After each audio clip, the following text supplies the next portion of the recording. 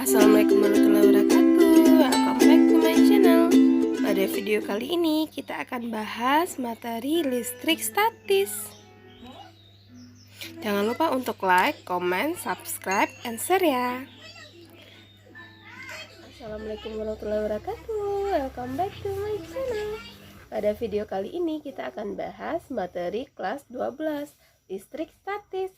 Yuk simak videonya. Oke, kita lanjut materi kelas 12, itu listrik statis ya.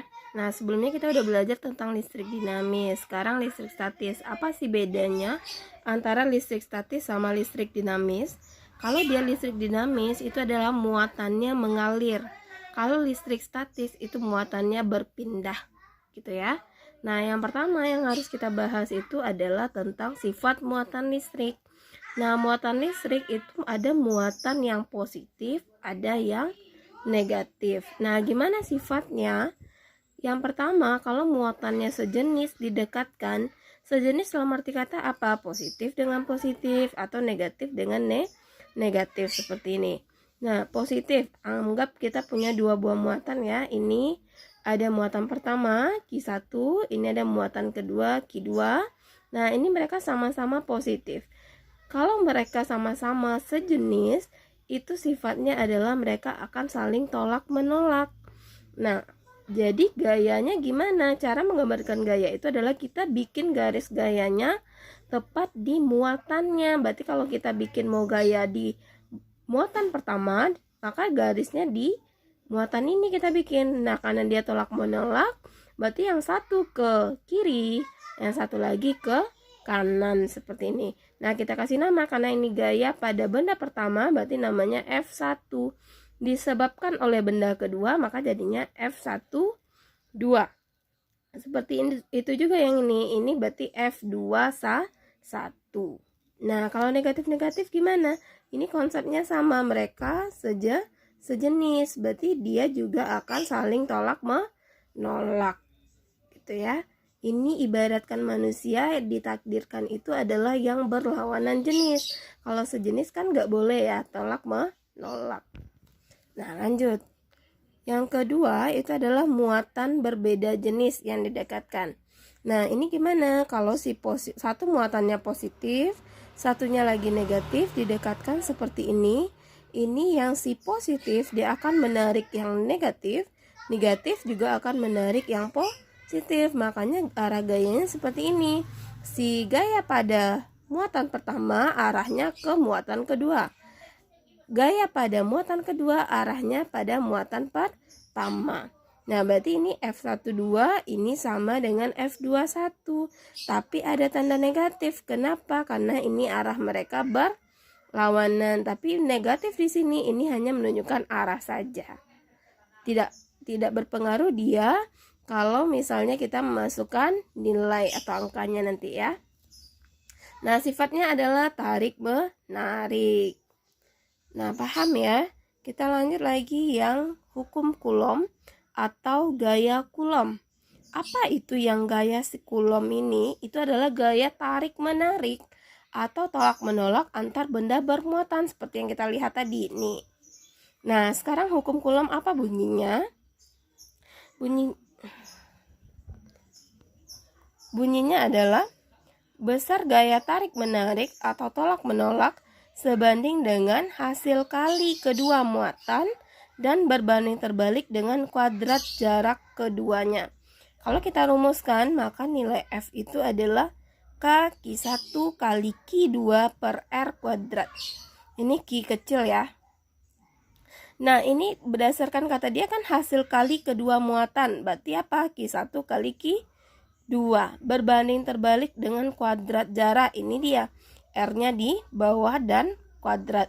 Nah, ini yang harus digarisbawahi. Yang sering salah itu adalah ketika pernyataan hukum Coulomb dan kalian lupa bahwa dia harus pakai kata-kata kuadrat. Itu yang sering salah. Jadi harus diingat-ingat berbanding terbaliknya bukan dengan jarak, tapi dengan kuadrat jarak. Oke ya. Nah, Q ini adalah lambang muatan. Kalau R kecil ini adalah lambang dari jarak. Lalu K ini apa? K ini adalah konstanta konstanta yang nilainya 9 kali 10 pangkat 9. Ini Newton meter kuadrat per kulom kuadrat. Terus yang K ini dia sekarang juga ada variasinya.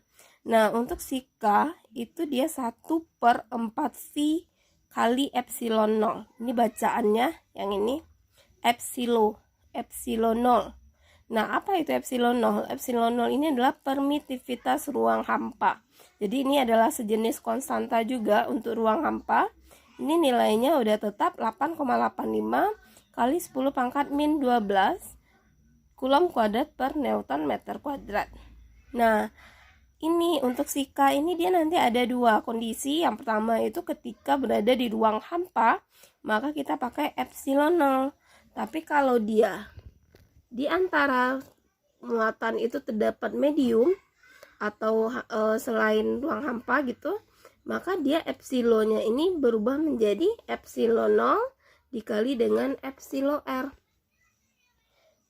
Epsilon 0 kita udah tahu tadi dia permitivitas ruang hampa. Kalau dia epsilon R ini adalah permitivitas relatif. Biasanya kalau di soal itu langsung dikasih tahu. Nah, maka K-nya ini gimana ya? Tinggal ganti. Di bawahnya itu adalah 1/4V epsilon 0 kali epsilon R. Nah, andai kan di soal itu tidak dikasih tahu ruang hampa kah, ada medium kah, ya udah berarti K-nya udah gak perlu kita cari lagi. Pakai saja yang sudah ketetapannya. 9 kali 10 pangkat 9. Gimana sampai sini paham dulu? Nah, sekarang kita lanjut ya. Yang resultan gaya Coulomb. Resultan itu artinya gayanya lebih dari 1. Baru bisa kita katakan dia sebagai resultan. Nah, contohnya ini. Kalau yang tadi ya, kita bandingkan.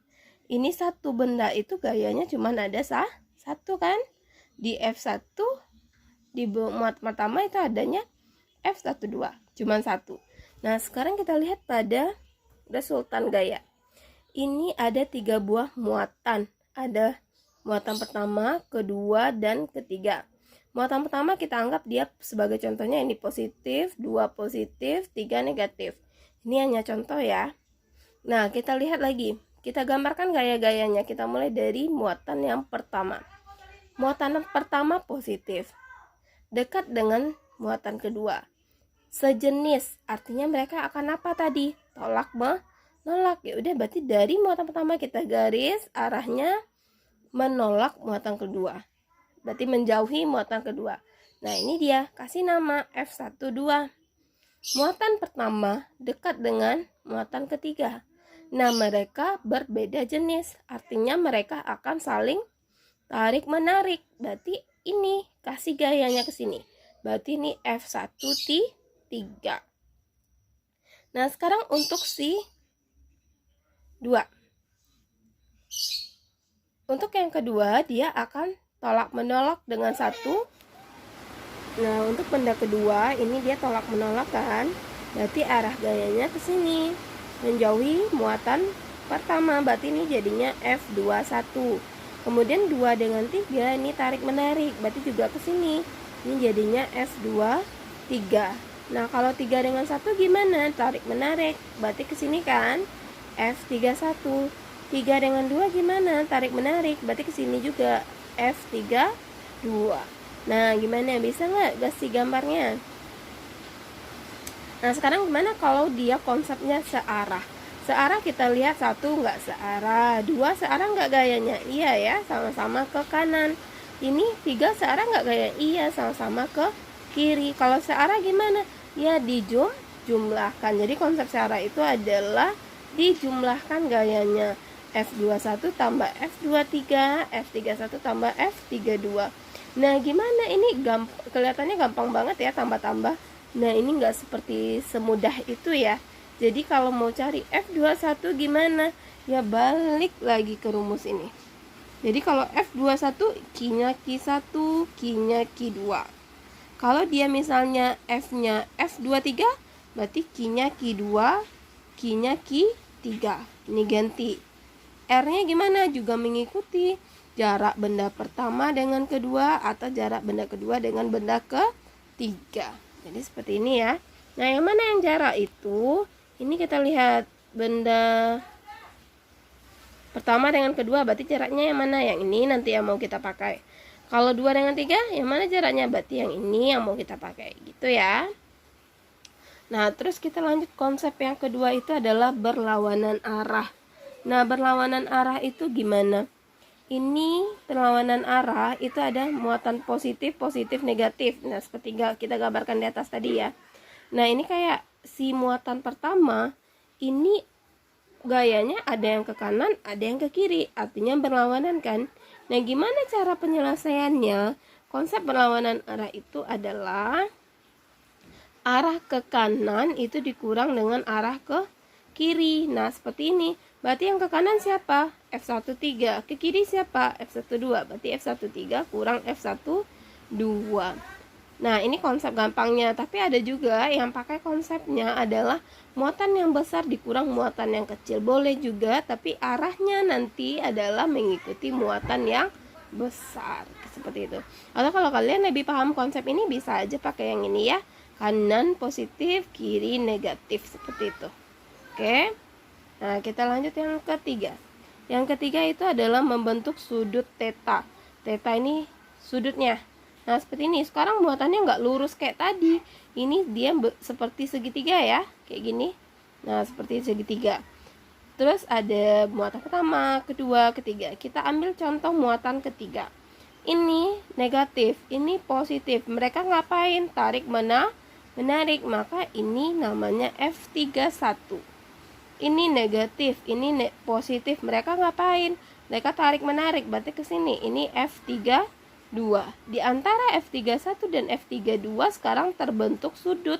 Sudut ini kita lambangkan dengan theta. Maka berapakah besar F3 gaya yang bekerja pada muatan ketiga? Maka ini dirumuskan sesuai dengan rumus vektor yang udah dipelajari waktu kelas 1. Kelas 10 ya. F3 itu adalah akar dari F31 kuadrat tambah F32 kuadrat tambah 2 kali F31 kali F32 kali cos theta. F32 gimana carinya? Ya balik lagi. Jadi balik lagi ke rumus dasarnya. Kalau 32 gimana? Berarti Q-nya Q3 sama Q2. Jaraknya adalah jarak muatan ketiga dengan muatan kedua. Seperti itu. Bisa ya? Nah, kita lanjut nih. Yang keempat konsepnya adalah membentuk sudut 90. Kenapa ini sangat istimewa? Sudut 90 itu nilai cosnya berapa? Cos 90 itu adalah 0. Nah, kalau 0 gimana? Ya rumus kita yang panjang sekali tadi, bagian belakangnya itu nilainya udah habis, udah 0 semua. Maka tinggal rumus yang bagian depan aja, seperti ini. Nah, gimana bentuknya kalau sudut 90 ini?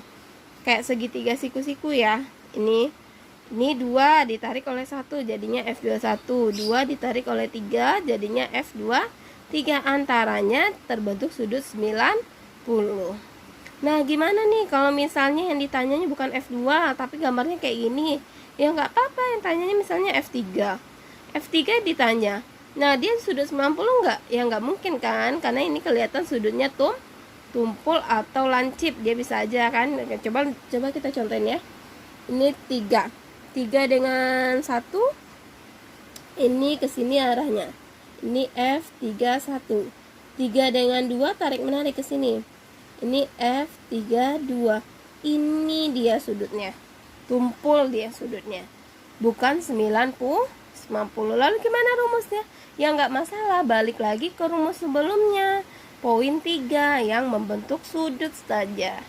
Oke, sampai sini paham dulu. Kalian bisa lihat contoh soalnya untuk materi gaya kolom ini. Itu katanya sebuah muatan plus Q diletakkan antara A dan B seperti gambar berikut. Muatan plus Q harus diletakkan agar gaya Coulomb yang dialami muatan tersebut 0. Kayak gitu ya. Nah, ini. Jadi di A ini ada muatan A min 9Q, muatan B min 4Q. Nah, ada muatan plus Q itu diletakkan di antara mereka. Berarti kita anggap aja di sini ini plus Q seperti ini ya. Nah, terus gimana muatannya? Untuk mencari, kita anggap aja ini muatan C seperti ini. Ini antara A dengan B jaraknya 15 cm. Kata dia agar di C ini nilainya 0 gimana? Ya berarti kita bikin diketnya ini FC-nya sama dengan 0. Nah kita uraikan dulu gaya-gaya yang bekerja. Ini plus, ini min, tarik menarik. Berarti ke sini F C B. Terus ini plus, ini min, tarik menarik lagi ke sini. Berarti ini F C A. Konsepnya apa? Ini berlawanan arah. Kalau berlawanan arah tadi gimana? Yang kanan kurang yang kiri. Berarti kita bikin untuk FC itu adalah FCB kurangkan dengan FCA. Udah ada kita FCA, FCB belum kan? Cari dulu, tapi karena FC-nya udah dikasih tahu sama soal 0, ganti ke sini. Berarti ini jadinya 0 sama dengan FCB dikurang dengan FCA. Ini negatif pindah ruas, jadinya FCA itu sama dengan FCB. Lalu gimana langkah berikutnya? Ya udah kalian bikin aja rumusnya. Kalau FCA apa? K QC QA per RCA kuadrat. Ini K QC QB per RCB kuadrat. Apa yang bisa kita hilangkan? K-nya sama, berarti bisa dicoret. QC-nya sama, berarti bisa dicoret. Lalu QA lagi. QA berapa tadi? 9 ya. Ini 9 per jaraknya, berarti dari sini ke sini. Nah kan nggak ada dikasih tahunya, yang kasih tahu itu adalah A ke B. Kita andaikan saja dari sini ke sini itu X, berarti sisanya dari sini ke sini adalah 15 kurang dengan X. Berarti ECA-nya berapa? X kuadrat. Ini lagi, yang QB 4. CB-nya 15 dikurang X dikuadratkan. Waduh, ini jadinya persamaan kuadrat kan? Kalau kita kuadratkan kan tambah ribet tuh. Gimana cara menghilangkan kuadratnya? Akarkan ruas sebelah kiri dan ruas sebelah kanan. Maka jadinya adalah akar dari 9 berapa? 3 per akar dari X kuadrat tadi X ya. Akar dari 4 2. Akar dari 15 kurang X kuadrat jadinya 15 kurang X saja. Nah ini jadi lebih gampang kan? Ini kali silang. Berarti ini 3 kali 15 45. 3 kali ini min X jadinya 3X. Ini 2X. Nah ini pindah ruas, 45 sama dengan 2X. Ini negatif, pindah ke belakang jadi positif. 45 sama dengan 5X. Berarti kalau cari X, 45 bagi 5 sama dengan 9. Satuannya tadi sentimeter. Nah 9 ini dari mana? X ini kan tadi kita ambil dari si A kan, jarak A, berarti 9 cm dari A. Nah ternyata di option nggak ada 9 cm dari A. Lalu gimana caranya? Cari dari B. Kalau dari B gimana? Kurangkan 15 kurang 9, berarti 6 cm dari B. Maka optionnya adalah yang C. Gimana? Bisa? Paham? Gimana? Udah paham belum materinya? Mudah-mudahan bisa dimengerti ya. Jangan lupa untuk like, comment, subscribe, and share video ini. Terima kasih.